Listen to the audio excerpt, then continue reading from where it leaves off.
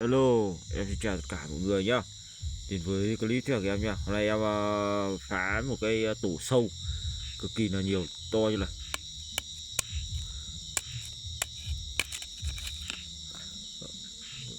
Tủ sâu của cô. Nó là bằng đất ở trên tường này.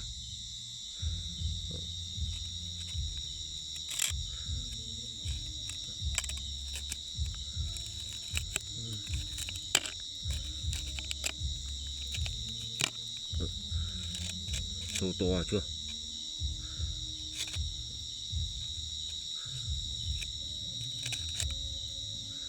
Các bạn nhìn con sâu to chưa này?